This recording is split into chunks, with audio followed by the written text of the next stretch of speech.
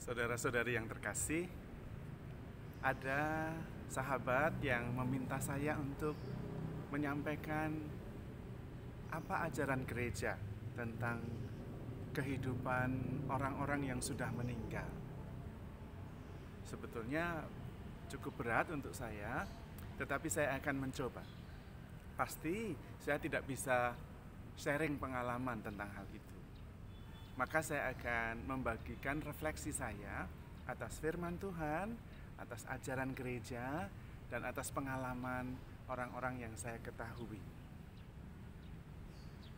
Rasul Paulus sendiri mengatakan di dalam surat yang pertama kepada jemaat di Tesalonika, mengatakan demikian, saudara-saudara terkasih, saya tidak mau kalian tidak mengetahui tentang nasib orang-orang yang sudah meninggal, supaya kalian jangan berduka cita seperti orang yang tidak mempunyai pengharapan. Itu kata Rasul Paulus. Kemudian dia menjelaskan bahwa orang yang sudah dipersatukan dengan Yesus semasa hidupnya, dia akan dipersatukan dengan Yesus juga dalam kematiannya, dan dipersatukan juga dengan Yesus dalam kebangkitannya. Jadi kita bersatu dengan Yesus dalam kehidupan, dalam kematian, dan dalam kebangkitan. Itulah nasib orang-orang yang percaya kepada Kristus dan yang sudah meninggal. Maka penting sekali menjaga kesatuan sejak kita hidup, supaya kita hidup bersatu, mati juga bersatu, bangkit juga bersatu dengan Yesus. Tuhan Yesus sendiri mengatakan dalam Yohanes bab 14, di rumah Bapakku ada banyak tempat, dan aku pergi dahulu ke sana menyiapkan tempat bagimu. Nanti sesudah siap, aku akan datang kembali untuk menjemput engkau, supaya di mana aku berada, kamu pun berada. Dan sebelum itu Tuhan Yesus mengatakan, jangan gelisah hatimu. Nah, maka penting, tadi Rasul Paulus kita berpengharapan, Yesus mengatakan jangan gelisah, karena ada banyak tempat. Dan Tuhan Yesus sendiri mengatakan bahwa nanti sesudah hidup di dalam keabadian tidak ada lagi kawin dan mengawinkan. Yesus menjawab hal ini berkaitan dengan orang Saduki yang tidak percaya kebangkitan, lalu mempertanyakan seorang wanita yang sudah menikah, lalu suaminya meninggal, nikah lagi dengan keluarganya. Dan Yesus menjawab seperti itu. Itu artinya bahwa tubuh fisik kita sudah tidak ada. Dan memang benar sesudah kita meninggal, tubuh fisik kita ditinggalkan. Kita mempunyai tubuh yang baru. Dan rupanya terjadi perubahan yang cukup signifikan, cukup drastis. Kita belajar dari Tuhan Yesus sendiri. Ketika Yesus bangkit menampakkan diri, Tuhan Yesus bahkan bangkit menampakkan diri dan berjalan bersama dengan 2 orang ke Emmaus. Tapi mereka tidak ngerti, berarti ada perubahan besar. Gereja sendiri mengajarkan bahwa sesudah kita meninggal, nanti tubuh kita yang fana akan diubah menjadi tubuh yang mulia seperti tubuh Yesus yang bangkit. Itu berarti bahwa semua penyakit, semua perasaan, rasa sakit, rasa apa saja yang melekat pada fisik sudah tidak ada lagi. Perih karena teriris pisau tidak ada lagi, karena tubuh kita tidak ada. Rasa mual tidak ada lagi. Sakit kepala ya tidak ada lagi, karena fisiknya sudah tidak ada.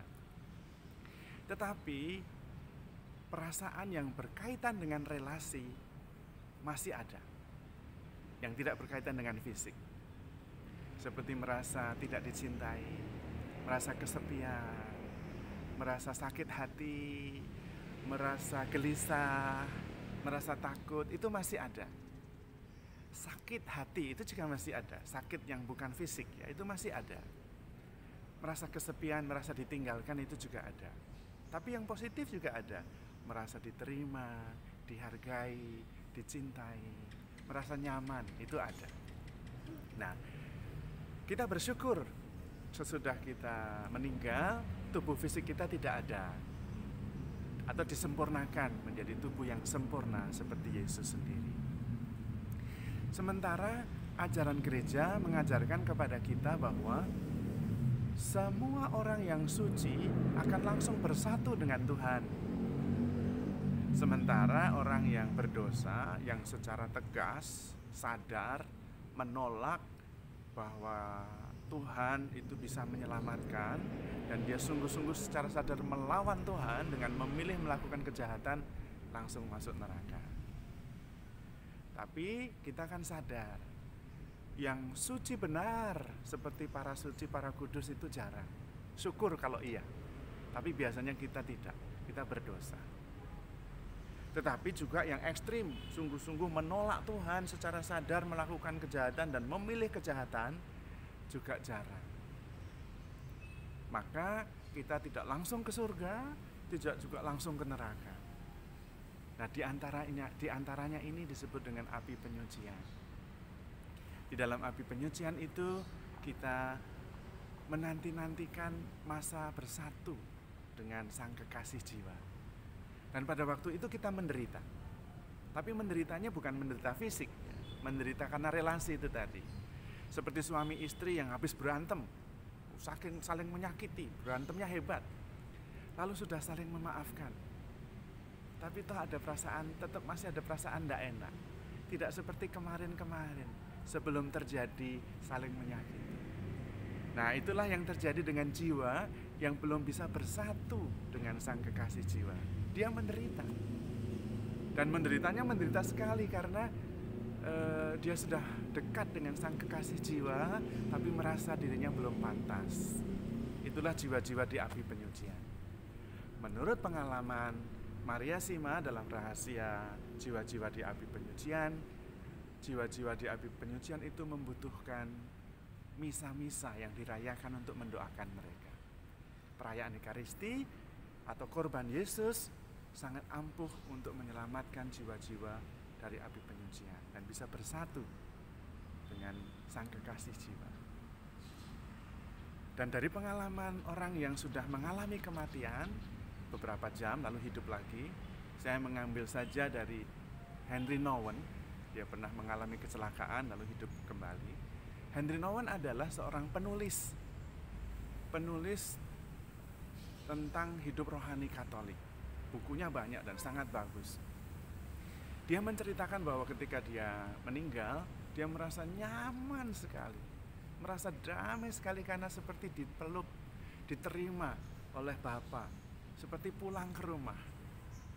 Maka dia ketika harus kembali lagi, dia seperti menyesal, dia tidak mau kembali ke dunia lagi.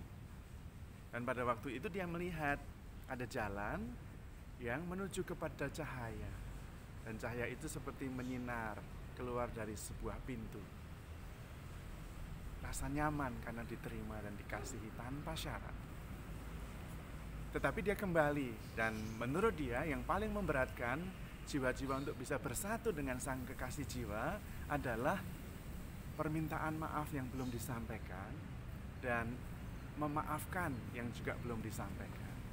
Maka meminta maaf dan memaafkan itu penting sekali bagi jiwa-jiwa untuk bersatu dengan Sang Kekasih jiwa itu. Sementara dari pengalaman orang-orang yang sudah mengalami kematian juga, kalau Anda mengetik di Google lalu mencari Nearly Death Experience, NDE, akan muncul itu banyak buku dan kisah tentang orang-orang dari berbagai suku, berbagai agama, berbagai belahan dunia yang sudah mengalami kematian lalu hidup lagi. Dan kebanyakan sama. Mereka akan melihat jalan dan cahaya itu menuju ke sebuah pintu. Dan kita tentu kemudian ingat secara tidak langsung atau secara langsung, akulah jalan, Yesus mengatakan begitu. Akulah terang dunia, akulah pintu. Jadi kita akan bertemu Yesus, sang jalan, sang cahaya, sang pintu. Dan tentu kita akan kemudian merasakan damai dalam kesatuan itu. Maka bagaimana sikap kita yang paling penting? Karena mengenai hidup sesudah mati itu masih banyak sekali yang harus kita jelaskan. Dan dalam waktu yang sesingkat ini akan sulit. Tapi minimum kita mengerti. Dan yang lebih penting, apa yang perlu kita buat selama kita masih hidup.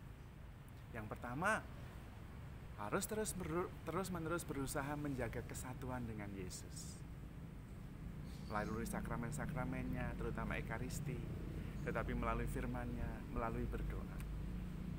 Yang kedua, kita harus melatih diri untuk gampang meminta maaf dan gampang memaafkan, supaya luka-luka batin, luka-luka jiwa tidak terus dibawa sampai saat sesudah kematian. Dan tentu kita terus mendoakan orang-orang yang sudah meninggal, terutama merayakan Ekaristi bagi mereka yang sudah dipanggil Tuhan dan mungkin masih berada di api penyucian. Tetapi lebih dari itu adalah jangan gelisah hatimu. Di rumah Bapakku ada banyak tempat. Begitu sabda Tuhan kepada kita. Dan aku menyediakan tempat bagimu. Kalau sudah siap, aku akan datang kembali untuk menjemput engkau. Supaya di mana aku berada, engkau pun berada. Tuhan memberkati.